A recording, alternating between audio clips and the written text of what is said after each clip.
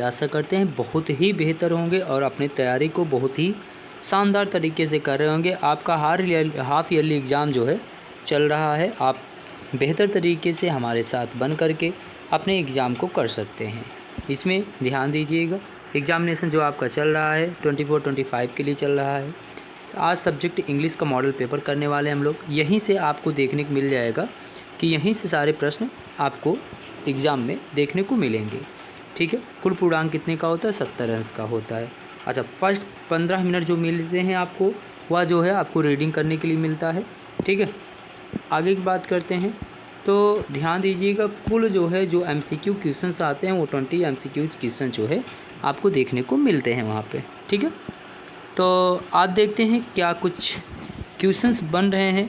जितने भी questions important हैं सभी हम लोग जो है यहाँ पे डिस्कस करने वाले हैं कि आखिर कौन कौन से ऐसे क्वेश्चंस हैं जो हमारे एग्ज़ाम को देखते हुए इम्पॉर्टेंट हैं। तो एक एक बातों को ध्यान से समझिएगा और करिएगा। अगर नहीं समझ में आता है तो कमेंट अवश्य करिएगा कि हाँ सर यहाँ पर हमको प्रॉब्लम आ रही है। ठीक है, आइए देखते हैं कौन कौन से प्रश्न बन रहे हैं। पहला प्रश्न है हमारा, ध्यान दीजिएगा।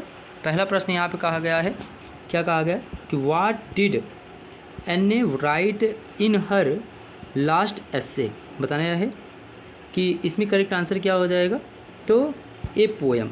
क्या लिखा था उन्होंने? A poem. अगला प्रश्न है व्हाट वाज एन्नेज डायरी नेम। एन्ने की जो डायरी थी उसका नाम क्या था, यह बताना है आपको। तो नाम क्या था? किट्टी। क्या नाम था? किट्टी। ऑप्शन नंबर यहाँ पे सी करेक्ट आंसर हो जाएगा। अगला प्रश्न देखते हैं।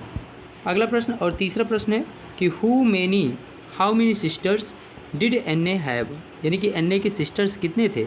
तो एन्ने के कुल कितने सिस्टर्स पढ़े हैं हम लोग, तो एक सिस्टर। कितनी सिस्टर्स थे? एक। यानी कि ऑप्शन नंबर ए यहाँ पे करेक्ट आंसर हो जाएगा। ठीक है, अगला है लैंचो वाज। लैंचो क्या था यह बताना है आपको। क्या था? तो वह एक फार्मर था। लैंचो was a farmer. Option number A हमारा यहाँ पे करेक्ट आंसर हो जाएगा। अगला है लैंचो compared the large rain drops with. यानी कि जो लैंचो थे वो रेन ड्रॉप की जो बड़ी बड़ी मतलब बूंदें थी उसका जो है किससे जो है तुलना कर रहे थे, ये बताना है। पाँचवें का करेक्ट आंसर क्या हो जाएगा, तो न्यू क्वाइंस से। जो लैंचो थे ना वो बड़े बड़े जो मतलब रेन ड्रॉप्स थे उनकी तुलना जो है किससे कर रहे थे, तो न्यू क्वाइंस से। ऑप्शन नंबर 5 का जो है option number A correct answer हो जाएगा। ध्यान से समझ लीजिएगा। हाउ मेनी सिस्टर एन्ने है 1। लैंचो was a farmer. लैंचो compared large coins with किसके साथ कर रहा था, तो न्यू क्वाइंस के साथ। ठीक है, आशा करते हैं बातें क्लियर होंगी। अगला प्रश्न देखते हैं। अगला कहा गया है, ध्यान दीजिएगा। अगला कहा गया है कि जो है हेल्प्ड लैंचो, हु हेल्प्ड लैंचो। लैंचो का हेल्प किसने किया था, तो गॉड ने। ऑप्शन नंबर ए यहाँ पे करेक्ट आंसर देखने को आपको मिल जाएगा। अगला देखते हैं, कहा गया है अच्छा लैंचो का हेल्प किसने किया था, सॉरी गॉड ने नहीं किया था बल्कि किसने किया था, पोस्ट मास्टर ने किया था। ऑप्शन नंबर डी यहाँ पे करेक्ट आंसर हो जाएगा। ऑप्शन नंबर डी जो है भाई करेक्ट आंसर हो जाएगा, गॉड ने कोई हेल्प नहीं की थी। अगला प्रश्न है the lesson his first flight is about a. बताना यह है कि जो है करेक्ट आंसर यहाँ पे क्या हो जाएगा, 7वें का, तो सेगल। किसके बारे में, सेगल के बारे में। 8वां प्रश्न है right what are the bakers known in Goa. बताना है बेकर्स को गोवा में क्या कहा जाता है। 8वें का करेक्ट आंसर क्या हो जाएगा, यह बताना है। तो यहाँ पे क्या हो जाएगा, पेकर। ऑप्शन नंबर डी यहाँ पे करेक्ट आंसर देखने को आपको मिल जाएगा। ठीक है, अगला प्रश्न देखते हैं। तो अगला प्रश्न कहा गया है व्हाट वाज कॉल्ड कवाई। आपको बताना है कि यहाँ पे करेक्ट आंसर 9वें का करेक्ट क्या हो जाएगा, तो क्या कहा जाता है, बेकर्स बम्बूज। क्या कहा जाता है, बेकर्स बम्बूज। अगला है कुर्ग इज ए। कुर्ग क्या था, कौन सी कंट्री थी, यह बताना है कि 10वें का करेक्ट आंसर क्या हो जाएगा। तो करेक्ट आंसर क्या हो जाएगा 10वें का, कौन सी कंट्री थी, तो यहाँ पे कॉफ़ी।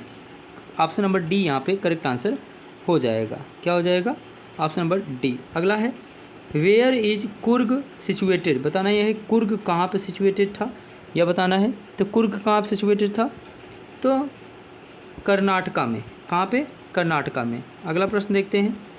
अगला प्रश्न कहा गया है 11वां कि जो है कुर्ग कहाँ सिचुएटेड था, तो आपको बताना है कर्नाटका में। अगला प्रश्न है who is the writer of dust snow, who is writer of dust snow, यह बताना है कि यहाँ पे करेक्ट आंसर क्या हो जाएगा। यहाँ पे रॉबर्ट फर्स्ट, कौन था, रॉबर्ट फर्स्ट। ठीक है, 12वें का ऑप्शन नंबर क्या हो जाएगा, option number B correct answer हो जाएगा। अगला प्रश्न है 13वां देखेंगे।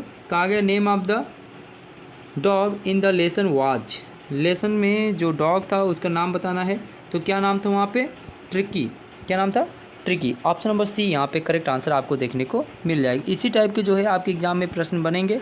एक एक प्रश्नों को आप जो है ध्यान से देखिए, इसी में से आपको प्रश्न जो है 50% से एबव देखने को एग्ज़ाम में मिल जाएगा। ठीक है, अगला प्रश्न देखते हैं। अगला कहा गया no food was given to tricky for, 14वें करेक्ट आंसर क्या हो जाएगा, 1 डे, 2 डे, 3 डे, 4 डे, तो 2 डे, कितने दिन, 2 दिन। ऑप्शन नंबर यहाँ पे बी करेक्ट आंसर हो जाएगा। क्या हो जाएगा, ऑप्शन नंबर बी यहाँ पे करेक्ट आंसर हो जाएगा। अगला प्रश्न देखते हैं। अगला प्रश्न है अनिल वाज ओल्ड, अनिल कितना ओल्ड था, यह बताना है आपको कि अनिल जो है कितना ओल्ड था। ठीक है, कमेंट कीजिएगा कितना ओल्ड था, बताइए।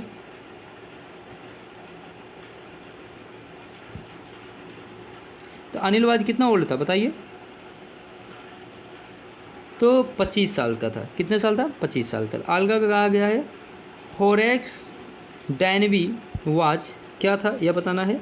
16 का करेक्ट आंसर क्या हो जाएगा, तो यहाँ पे लॉक स्मिथ। अगला कहा गया what is the meaning of seems, seems की जो है मीनिंग क्या है यह बताना है आपको,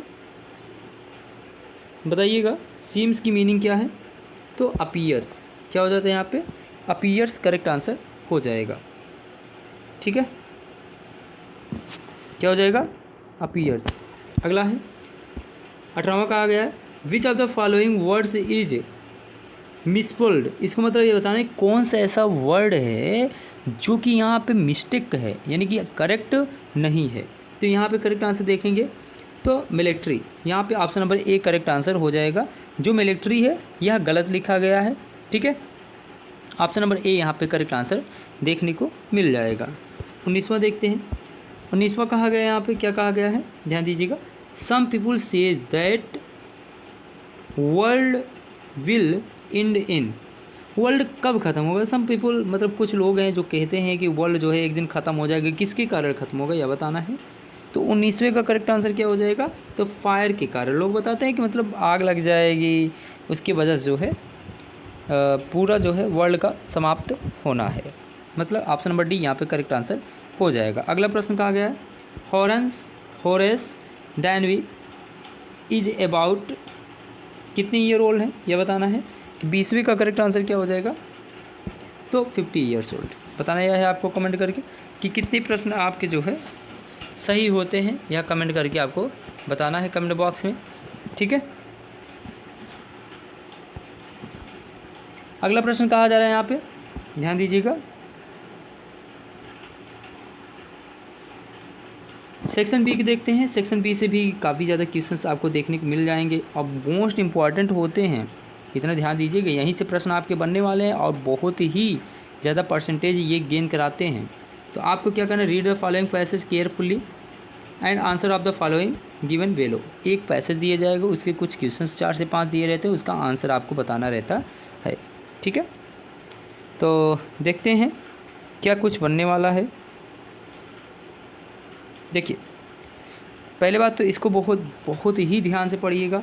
ए man was kept the jail without, ये तरीके से आपको जो है रीड कर लेना है। केवल ध्यान दीजिएगा, कम से कम 1 से 2 बार आपको रीड करना है।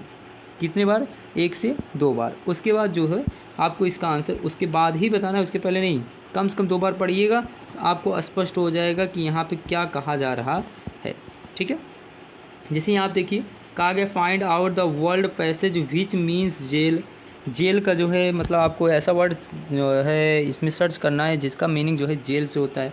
यहाँ देखिए प्रिजनर लिखा है, प्रिजन, प्रिजन माने भी क्या होता है, जेल होता है। तो इसी तरीके से यहाँ देखिए find out the world passage which opposite of sold, sold माने होते क्या, बेचना, तो यहाँ क्या हो जाएगा, परचेज्ड। ठीक है, तो जिस तरीके से ये किए गए उसी प्रकार से आप जो है यहाँ देखिए सरप्राइज्ड है, तो यहाँ जा कर के आपको सर्च करना पड़ेगा कि सरप्राइज कहाँ है, वहाँ से लेकर के आपको इसका आंसर बनाना पड़ेगा। ठीक है, अगला देखिए प्रश्न, अगला देखिएगा कहा गया है write a letter to your friend, अपने फ्रेंड को जो है लेटर लिखना है।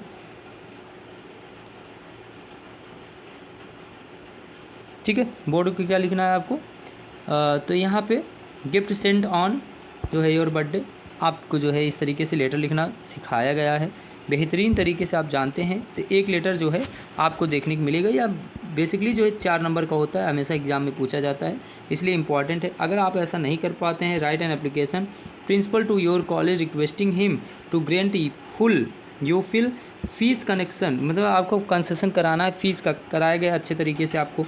Say that you had full जो है freeship last year too and you have always been good student, आपको बताना है।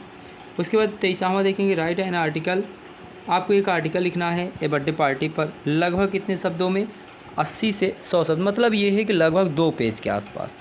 ठीक है, उसके बाद देखेंगे आपको किस कौन कौन से टॉपिक है, whose birthday party is it was, time and place, ये सब जो है लिखना है आपको अच्छे तरीके से, ध्यान दीजिएगा। ठीक है, यहाँ आप देखिए राइट एंड एप्लीकेशन वही चीज़ है, तो आप इसको ध्यान से देखेंगे। अच्छा 24वां प्रश्न देखिए। ठीक है, 24वां देखेंगे, ये देखिए पॉपुलेशन एंड नेम रेगुलेशन, ये सारी चीज़ें हैं। देखिए जो है 24वां प्रश्न कहा गया री right the following sentence by the changing of indirect speech, इसको किस में करना है, इनडायरेक्ट में करना है। कहा गया है the boy said to me he is जो है ईटिंग केक, तो क्या हो जाएगा, द बॉय टोल्ड मी, क्या हो जाएगा यहाँ पे, टोल्ड लग जाएगा, टोल्ड मी दैट ही, अच्छा इज लगा मतलब वाज हो जाएगा, ही वाज ईटिंग केक हो जाएगा। ठीक है, अगला देखते हैं प्रश्न, 1 नंबर 2 नंबर में आता है ये सब प्रश्न। देखिए यहाँ पर कहा गया है he plays football in the evening, तो हो जाएगा football is played by him in the evening हो जाएगा। ठीक है, अगला कहा गया है पंक्चुएट द फॉलोइंग, पंक्चुएशन करना है आपको सिखाया गया अच्छे तरीके से। Ram said to Mohan you are a boy, तो इस तरीके से प्रश्न आपको देखने को मिल जाएगा। ठीक है, राम सेड टू मोहन, उसके बाद देखिए यहाँ पे राम जो है कैपिटल लेटर रहेगा, राम सेड टू मोहन, यहाँ कामा इन्वर्टेड कामा लगाइएगा, यू कैपिटल लेटर कर दीजिएगा, यू आर बैड बॉय, इस तरीके से आपको देखने को मिल जाएगा। अगला है ट्रांसलेशन, ये आता है आपके एग्जाम में 5 नंबर का, कितने नंबर का था, 5 नंबर का रहता है। मैं विज्ञान वर्ग का विद्यार्थी हूँ। ठीक है, मैं विज्ञान वर्ग का विद्यार्थी हूँ, मुझे गणित और विज्ञान में रुचि है, मेरी माता जी मुझे यह विषय घर पर पढ़ाती हैं, यहाँ पढ़ाती हैं रहेगा। मैं वैज्ञानिक बनना चाहता हूँ, हम सभी को आत्मनिर्भर बनना चाहिए। तो ये 5 नंबर का आपको देखने के एग्ज़ाम में मिल जाता है, इसलिए थोड़ा सा ध्यान से इसको करके ही जाइएगा एग्ज़ाम में, बिना किए जो है मत जाइएगा, इतना ध्यान दीजिएगा। उसके बाद answer of the following question in 30 to 40 words. Who was Lencho, Lencho कौन था। What were his main problem, उसकी मेन प्रॉब्लम क्या थी। तो लेंचो कौन था, एक फार्मर था, उसकी मेन प्रॉब्लम यही थी कि उसकी जो मतलब फसल हुआ करता था, वह फसल जो है रेन ड्रॉप्स की वजह से क्या हो गई थी, बर्बाद हो गई थी, यही उसका मेन प्रॉब्लम था। अगला प्रश्न देखते हैं, अगला कहा गया है why does Anne want to write a diary, मतलब एन्ने जो थी वह जो है डायरी क्यों लिखना चाहती थी, यह बताना है आपको। What is the कबाई who wrote it, उसके बाद या तो बता सकते हैं आपको हु टूक ओथ जो है दैट डे। उसके बाद 26वां देखेंगे, तो आंसर है one of the following in 60 word, 60 word में जो है आपको आंसर देना है। तो right character of sketch of Lencho most important है, यह आपके जो है फाइनल एग्ज़ाम में यानी बोर्ड एग्ज़ाम में भी बनेगा। What does Nelson Mandela say about and hate. Right the line, देखिए 4 लाइन पोएम आना फिक्स रहता है। Right 4 line poem prescribed in your syllabus. ठीक है, अगला है, या तो पूछा जाए right and central idea of the anyone, मतलब या तो सेंट्रल आइडिया आपको लिखना होगा या तो जो है 4 लाइन का पोएम। डस्ट ऑफ स्नो का लिखिए, चाहे फायर एंड आइस का लिखिए, किसी एक का लिखना है यहाँ पे। अगला है 28वां, answer the following question are the following 30। Why was the mister hero. इस तरीके से देखेंगे आपको प्रश्न जो है एग्जाम में देखने को मिल जाएंगे। डिस्क्राइब द मिस्टर, इस तरीके से, ठीक है, लगभग 60 शब्दों में लिखना है। 29वां प्रश्न है कि answer of the following question 60 word.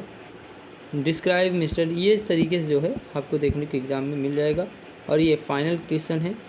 तो आशा करते हैं आपको बातें समझ में आई होंगी किस तरीके से बनाना है। अगर आपको नहीं आता गूगल करके पढ़ के किसी भी तरीके से आप पढ़ के ही जाएंगे, बिना पढ़े आप जो है नहीं जाएंगे। आज कर लीजिएगा, अभी आपके पास बहुत सारे टाइम्स हैं। अभी तो हाफ ईयरली एग्ज़ाम चल रहा है, इसके बाद प्री बोर्ड आपको होगा, ठीक है, उसके बाद मेन का होगा। इसलिए ध्यान दीजिएगा, बहुत ही शानदार तरीके से बने रहिए मेरे साथ।